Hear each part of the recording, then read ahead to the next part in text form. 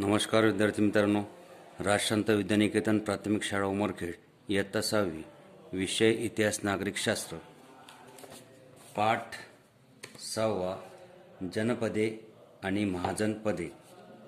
आपण मागच्या व्हिडिओमध्ये जनपदे महाजनपदे हा भाग शिकलो। आता आपल्याला या व्हिडिओमध्ये मगध साम्राज्याचा उदय कसा झाला ते आपल्याला आज पाहायचं आहे। पान नंबर 28 काढून तुम्ही सुद्धा या पाठाचं वाचन करा आणि समजून घ्या। पहा, बिंबिसाराचा मुलगा अजातशत्रू यानेही मगधाचा विस्तार करण्याचे धोरण स्वीकारले। त्याने पूर्वेकडील अनेक गणराज्ये जिंकून घेतली। अजातशत्रूच्या काळात मगधाची भरभराट झाली। त्याने बौद्ध धर्म स्वीकारला होता। गौतम बुद्धाच्या महापरिनिर्वाणानंतर अजातशत्रूच्या कारकिर्दीत राजगृह येथे बौद्ध धर्माची पहिली संगती म्हणजेच परिषद झाली। संगती म्हणजे परिषद।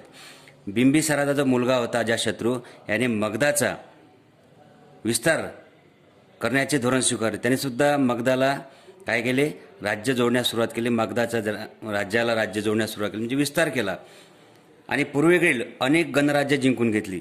अजातशत्रूच्या काळात या मगधाची भरभराट झाली।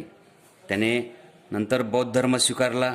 गौतम बुद्धाच्या महापरिनिर्वाणानंतर अजातशत्रूच्या कारकिर्दीत राजगृह येथे बौद्ध धर्माची पहिली संगती म्हणजे परिषद झाली। अजातशत्रूच्या काळात मगधाच्या पाटलीग्राम या नव्या राजधानीचा पाया घातला गेला। अजातशत्रूच्याच काळात काय झालं, मगधाच्या पाटलीग्राम या नव्या राजधानीचा पाया घातला गेला। पुढे हेच पाटलीपुत्र या नावाने प्रसिद्ध झाले। पाटलीपुत्र म्हणजे आजच्या पाटणा शहराच्या परिसरात असावे। अजातशत्रूनंतर होऊन गेलेल्या मगधाच्या राजामध्ये शिशुनाग हा महत्त्वाचा राजा होता। अजातशत्रूच्या नंतर जे राजे होऊन गेले त्यामध्ये शिशुनाग हा महत्त्वाचा राजा होता। त्याने अवंती, कोसल आणि वत्स ही राज्य मगधाला जोडली। उत्तर भारतात जवळजवळ सर्व प्रदेश मगधाच्या अंमलाखाली आला। अशा रीतीने मगध साम्राज्य आकाराला आले म्हणजे मोठे झाले।